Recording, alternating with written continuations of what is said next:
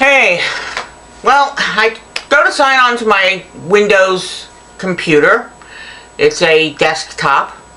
I prefer desktops. I don't like laptops in any case. It says you cannot use this computer anymore until you sign into your Microsoft account. So I never do any of my work on my Microsoft account or any computer work such as viruses or whatever, or virus detection, all that I use only on my separate partitioned Windows for, what do they call it? It's the authorized account.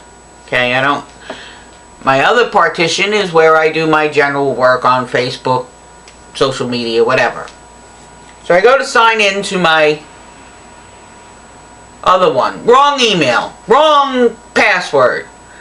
I go and look through my notes wherever I have them, in my notebooks and pieces of paper all over the place, in my password manager I utilize. Can't find anything from Microsoft for that account. So I'm like, well, at least nobody else will be able to get into it. So fortunately I was able to get into the account via my non-authorized account.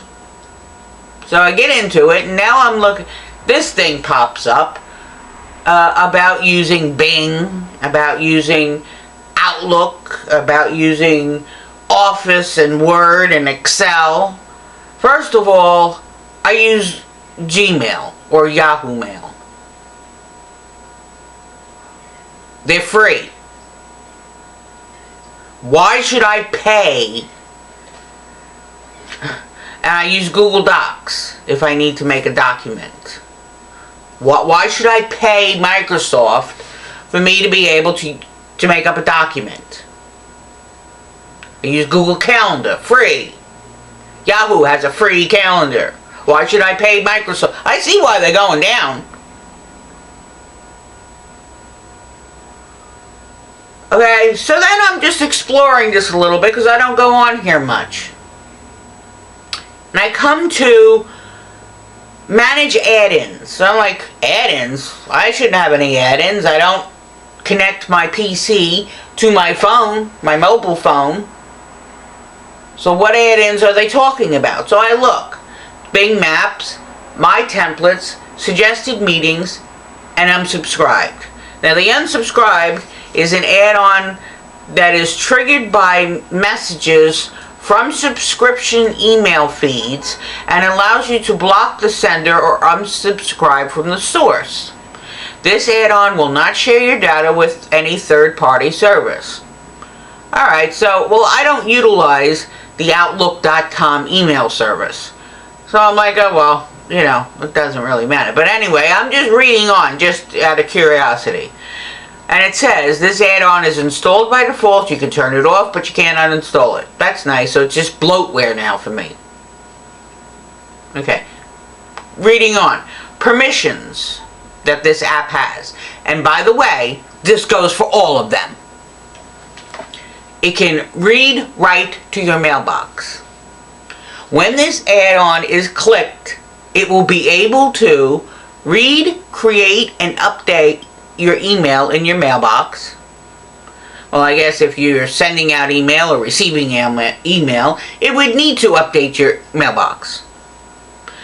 Read, create, and update events in your calendar.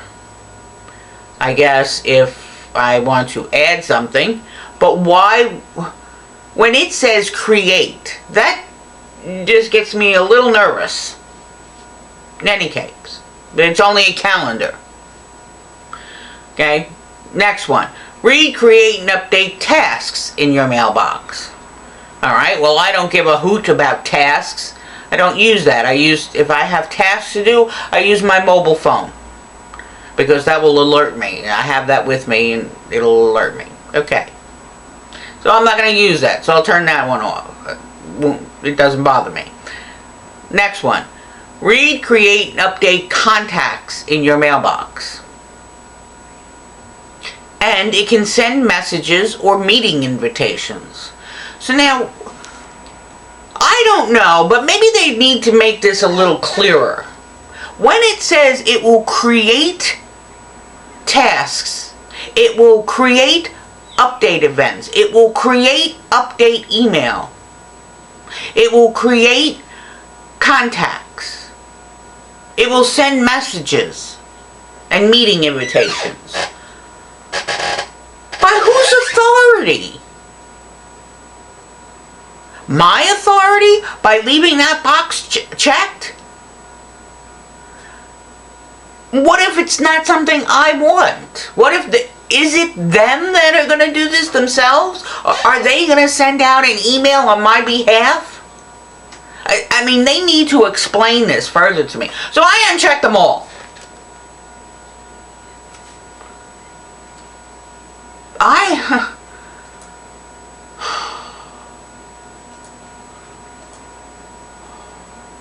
Chat services, mobile devices, status okay, Windows Mail okay. Offline settings. After you turn on offline access, you can use this computer when it's not connected to the network. That makes no sense to me. Well, isn't that what... I don't connect my computer. My PC is not connected to any other computer in my house. I have one laptop in my house that it's rarely used. And I don't have it connected, hardwired, or otherwise, to my setup. My PC setup. So, what I get out of this, after you turn on this offline access, you can use this computer when it's not connected to a network.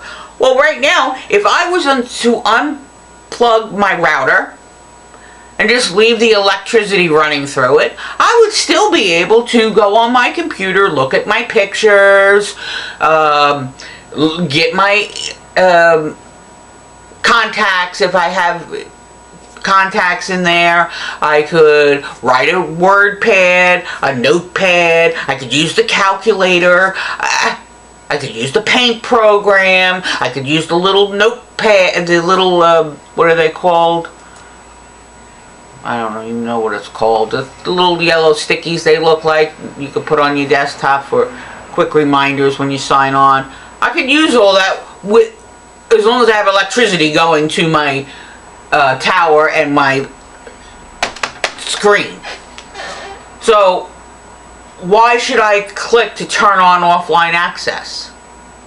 Who else is going to have offline access?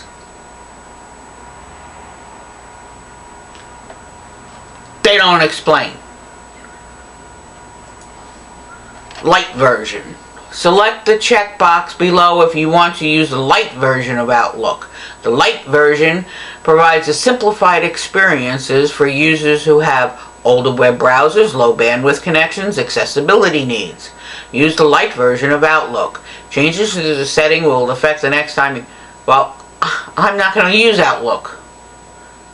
I think they want to charge you anyway to use their email service, which used to be Hotmail. Oh, God. Mail options. In this section, you can change your email account settings. Automatic processing. Control how incoming and outgoing email is handled. Accounts. Choose how email will flow in and out of your accounts. To me, that sounds like it's both the same. Account processing and accounts. And then the last one is layouts. We know what that's about. Calendar. And there's a whole bunch. But I just wanted to make this quick life rant about them being able to do all that. Permissions. Why are they going to access my... Oh, there was another one that really got me upset. I think it was with the mail. It said that it could read your email, read any links, add links, remove links, edit, in other words, your email. Why would I allow Microsoft to friggin' read any links I have in there. Oh, it was with the map. That's the one it was. Yeah. It could read any links I had in the email. It would read the participants of the email. So, from who? Of course, it would be from me. And who I'm sending it to. Well, Microsoft, I guess, is handling it, but no.